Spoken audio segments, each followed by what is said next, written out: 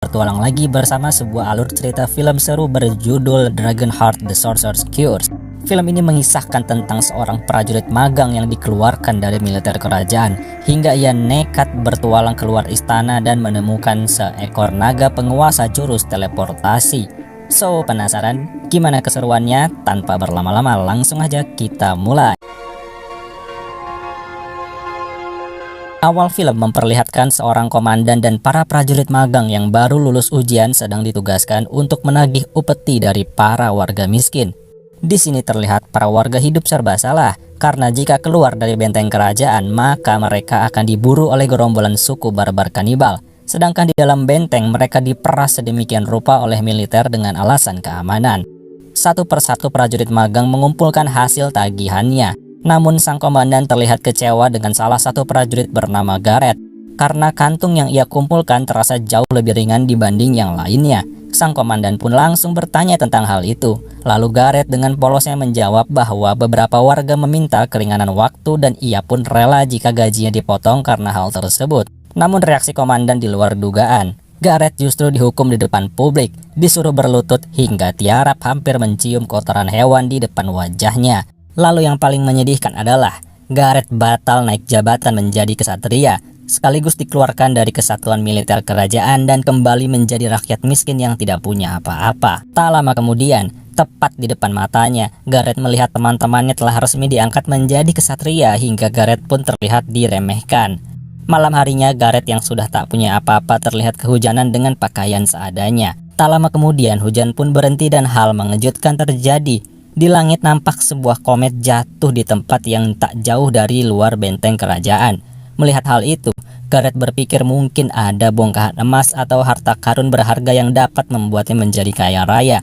Dengan berbekal seadanya, ia pun nekat keluar dari benteng di malam yang gelap menyusuri gelapnya hutan yang sangat mengerikan seorang diri dengan berbagai risiko berbahaya di hadapannya. Ia terus berjalan hingga pagi pun tiba. Dan sampailah ia di sebuah wilayah di mana banyak manusia tergantung. Besar kemungkinan saat ini ia sedang melewati wilayah kekuasaan suku kanibal yang sangat ditakuti. Ia berjalan dengan sangat hati-hati hingga akhirnya ia melihat jejak api bekas komet semalam. Ya, pada akhirnya ia menemukan komet tersebut. Gareth pun senang.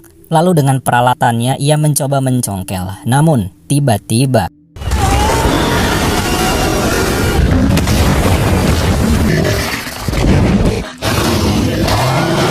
apesnya lagi, suku kanibal pun telah berdatangan mengepung dan sang naga yang mendengar suara bising langsung bergerak menyerang suku tersebut. Sementara itu, Gareth masih terkesima, terkejut sekaligus senang karena ia melihat beberapa telur naga dengan kandungan emas yang mungkin dapat merubah nasibnya di kerajaan. Ia pun ingin segera mencurinya, tapi karena lengah, Gareth justru terkena sebuah anak panah dan salah satu anggota suku merebut telurnya dan kabur. Untungnya sang naga menyadari hal itu lalu langsung menghajar orang barbar tersebut. Telur pun terlempar dan dengan sigap Gareth menangkap dengan semua tenaga yang tersisa hingga selamat. Melihat telurnya aman, sang naga pun kelihatan lega lalu menghampiri Gareth yang sedang sekarat. Tapi tanpa disangka, sang naga melakukan hal ajaib. Ia mengambil cairan dari jantungnya lalu memasukkannya ke dalam dada Gareth yang terlihat kebingungan. Tak lama kemudian, tanpa sebab sang naga pergi begitu saja entah kemana. Dan singkat cerita, Gareth dan beberapa telur naga rupanya telah diselamatkan oleh seorang pendeta muda dan dibawa ke suatu markas rahasia. Di sana Gareth terlihat sangat sehat walaupun belum diobati. Si pendeta muda pun menceritakan kalau ia telah melihat semuanya yang terjadi di dalam hutan. Dan mungkin Gareth adalah orang terpilih yang telah diselamatkan naga untuk membawa perdamaian menurut ramalan yang ia percayai dari guru-gurunya terdahulu. Tak berselang lama, Gareth dikejutkan dengan kehadiran seorang wanita bernama Ronu dan beberapa orang lainnya. Ternyata di sini adalah markas rahasia tempat berkumpulnya para sukarelawan yang ingin perdamaian dan menghancurkan seorang penyihir jahat pimpinan suku kanibal yang bernama Brut. Walaupun Gareth masih bingung dengan apa yang ia alami, Ronu dan yang lainnya percaya bahwa Gareth adalah kunci agar naga dapat berpihak pada mereka demi mewujudkan perdamaian. Dengan demikian, mereka meminta Gareth untuk bertemu dengan naga. Tanpa tahu arah, Gareth pun mengajak mereka berjalan ke dalam hutan. Rupanya, Gareth bisa merasakan keberadaan naga yang semakin dekat. Gareth dapat merasakan denyut jantung sang naga yang mendekat ke arahnya pula. Dan benar saja, tak lama kemudian sang naga datang.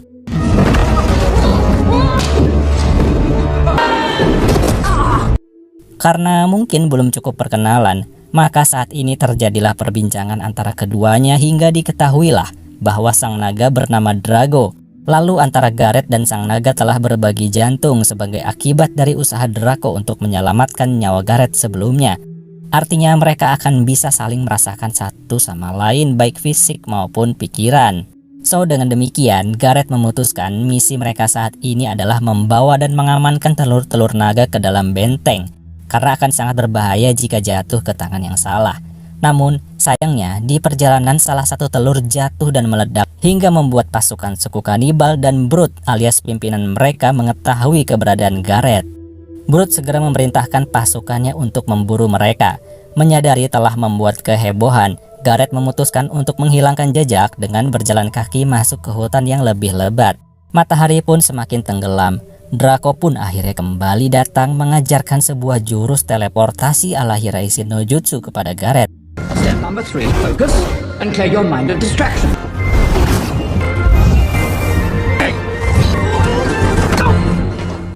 Setelah selesai dan saat malam tiba, mereka pun mulai menyadari betapa terikatnya mereka satu sama lain. Take that. Oh. Ow. Lalu tak lama kemudian, perjalanan pun kembali dilanjutkan. Dari kejauhan, mereka melihat dan memperkirakan 2 hari lagi untuk sampai ke dalam benteng istana. Petualangan pun dilanjutkan melalui berbagai area di alam liar.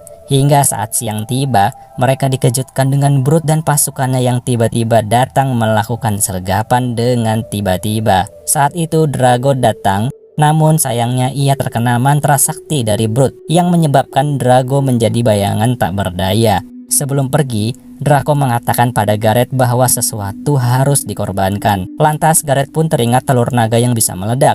Hingga akhirnya ia meminta Ronu untuk membidik telur naga yang dipegangnya, sementara Brute dan pasukannya semakin mendekat. Ternyata rencana itu berhasil karena saat telur meledak, Gareth berhasil menggunakan jurus teleportasi yang diajarkan Draco. Hingga ia selamat dari ledakan, namun Brute dan pasukannya terkena dampak yang cukup parah, hingga mereka pun terpaksa mundur. Singkat cerita, malam pun tiba. Sang pendeta muda berkata bahwa Draco terkena kutukan perbudakan, yang mana saat esok pagi, sang naga tak akan bisa mengingat dengan normal dan sepenuhnya berada dalam kendali Brute, yang tentunya akan sangat berbahaya saat itu terjadi. Draco pun sempat ingin membunuh dirinya sendiri daripada harus jadi budak si penyihir. Namun semua melarang karena selain mereka membutuhkan kekuatan Draco, Gareth pun tak mau kehilangan nyawa karena mereka sudah terikat lahir batin satu sama lain. Dengan demikian, mereka pun mulai memikirkan cara lain. Dan akhirnya pagi pun tiba. Saat itu mereka dirundung kesedihan karena sebentar lagi Draco akan pergi melupakan semua ingatan yang telah mereka bangun dan menjadi budak si penyihir jahat. Dan benar saja, tak lama kemudian, Draco pun terlihat semakin tak berdaya meninggalkan Gareth dan menuju ke sarang suku kanibal di mana Brute berada. Si penyihir pun senang dengan kedatangan Draco yang dari matanya mulai terlihat efek kutukan sihir yang sedang bekerja. Dan ia pun berencana saat malam tiba akan menyerang benteng kerajaan yang selama ini juga telah membuangnya karena bersahabat dengan suku kanibal. Sementara itu hari pun semakin gelap. Gareth, Ronu, dan sang pendeta muda justru terlihat sedang terikat di dinding benteng yang rupanya mereka tak diterima dengan baik oleh sang komandan saat sampai di sana.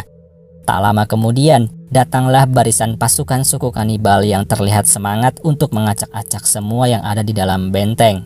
Sang komandan dan pasukannya meremehkan pasukan suku kanibal dari balik benteng yang kokoh, padahal mereka tidak tahu jika naga sebentar lagi akan datang. Hingga akhirnya yang ditakutkan pun terjadi. Draco benar-benar datang dari langit di bawah kendali Brute menyerang benteng.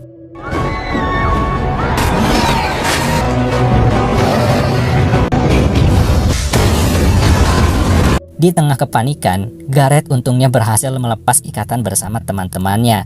Sementara itu, Draco terlihat membakar sana-sini tanpa ampun hingga membuat keadaan benteng semakin kacau porak-poranda.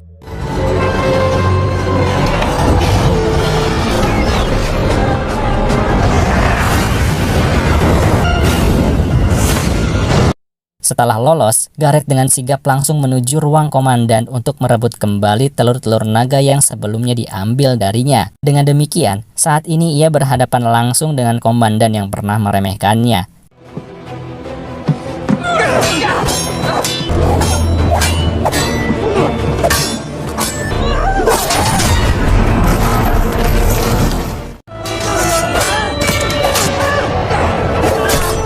Hingga akhirnya, Gareth berhasil menumpas sang komandan picik. Di sisi lain, Ronu rupanya sedang berhadapan langsung dengan Brut, sang pimpinan penyihir yang telah membunuh keluarganya.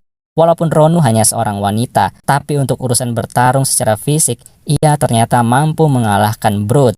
Sesaat setelah Brut dikalahkan, Draco langsung berhenti menyerang kerajaan. Lalu, Draco pun segera menghampiri Gareth dan memanggilnya dengan gelar seorang kesatria dengan sebutan Sir Gareth di hadapan pasukan kerajaan lain. Melihat itu, orang-orang yang dulu meremehkannya pun langsung respek dan berlutut padanya. Sir Gareth.